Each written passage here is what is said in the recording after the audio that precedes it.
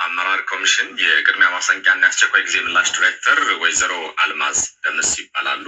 ስለ ጊዜዎት እናመሰግናለን። እኔም አመሰግናለሁ። ወደ መጀመሪያው ጥያቄያችን ስናመራ ቀደም ሲል የተከታተልነው ፕሮግራም አለ። ከዛ ባለፈ ግን የኢትዮጵያ ቀይ መስቀል ማህበር ተፈጥሯዊ ይሁን ሰው ሰራሽ አደጋ ከመከሰቱ በፊት መተንበይና በዚያው ልክ ደግሞ መዘጋጀቱ እየሰራበት ነው የሚገኘው።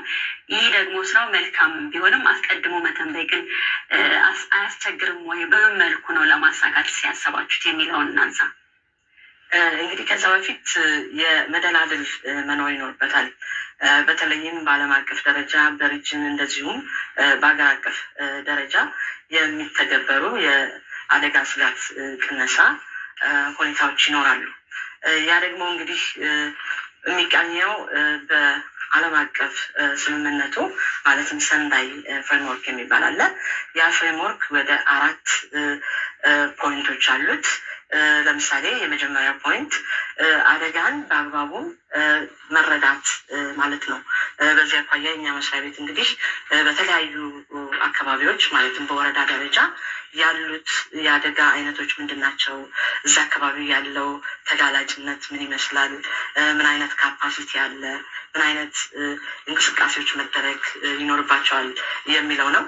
ሁለተኛው ደግሞ በተለያየ ደረጃ ያሉት ተቋማቶችን ማለትም በአደጋ ቅነሳ ዙሪያ በአደጋ ስጋት ቅነሳ ዙሪያ መሆን ያለባቸውን ማለትም በቅድመ አደጋ፣ በአደጋ እና በድህረ አደጋ መደረግ ያለባቸውን የሚተገብር ሲስተም እና አድሚኒስትሬሽን ማጠናከር ይሆናል ማለት ነው።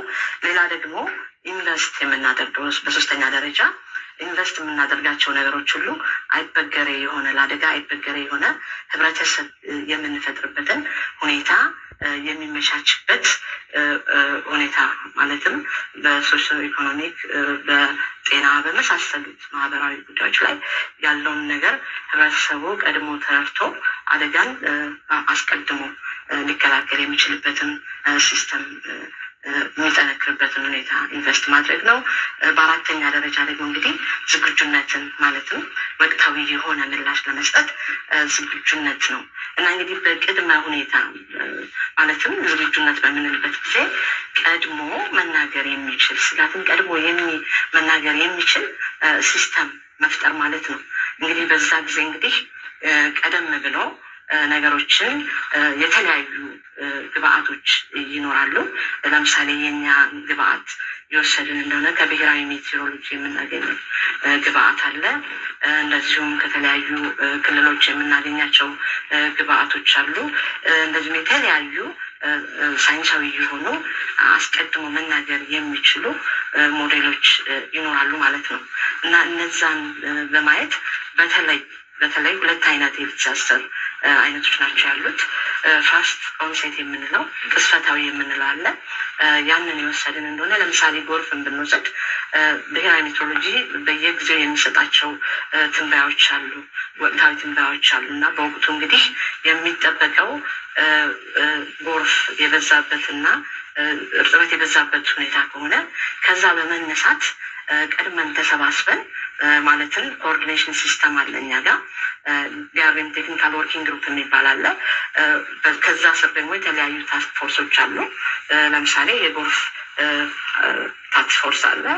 ያን በዛ ታስክ ፎርስ ላይ ሁኔታዎቹን እናያለን። እንደገና ደግሞ ታሪካዊ ሁኔታዎችንም የምናያቸው ነገሮች አሉ።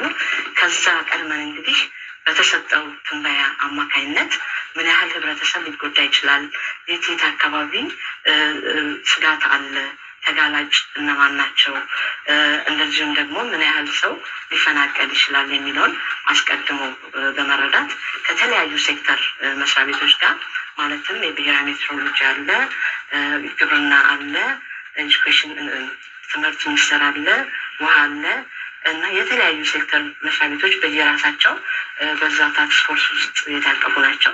በየራሳቸው ተጋላጭ ይሆናል ተብሎ ለተገመተው ህብረተሰብ ምን መደረግ አለበት የሚለውን ነገር ዲዛይን ያደርጋሉ ማለት ነው እና በተለያየ መልኩ እንግዲህ ያ አስቀድሞ ዲዛይን ይደረጋል።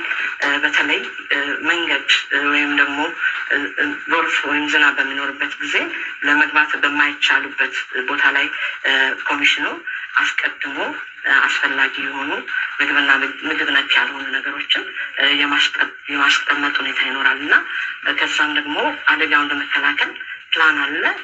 ያ ፕላንም አስቀድሞ ይዘጋጃል። ከዛ በኋላ በዛ ፕላን መሰረት እንግዲህ እርምጃዎች የምንወስድበት ሁኔታ ይኖራል።